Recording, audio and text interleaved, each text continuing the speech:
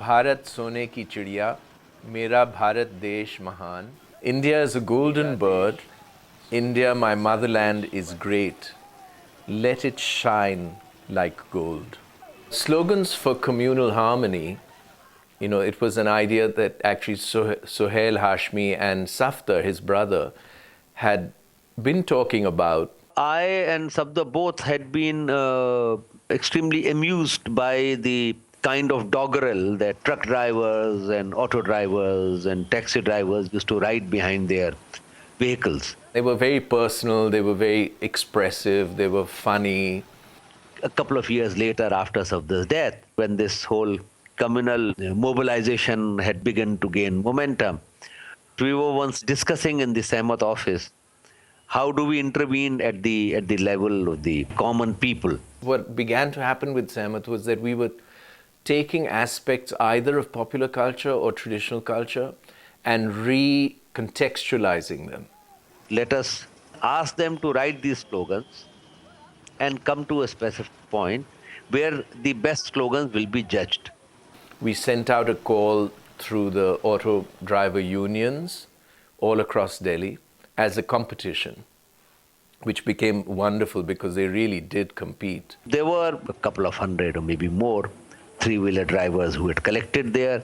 Whole lot had come to see what was going on.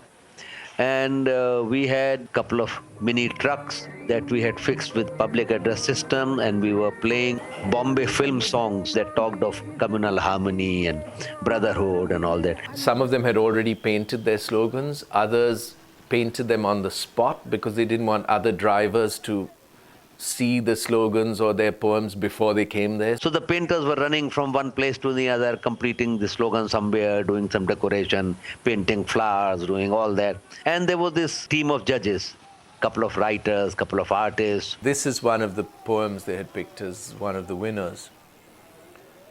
Slogan shouting and politicking cannot give any happiness. This comes only from brotherhood. I don't remember the exact words, but I remember the idea that when a passenger comes, you are not bothered about the religion. The passenger is your bread and butter. A nation has to carry everybody together. Those vehicles drove around Delhi for years afterwards. So those poems were, circulating through the city on the roads. One of them told us that quite a lot of people have commented on this slogan that he is carrying. So the people were noticing that, he's trying to say something different. Go ahead and drench the streets in blood. But what would you do when the nation needs it?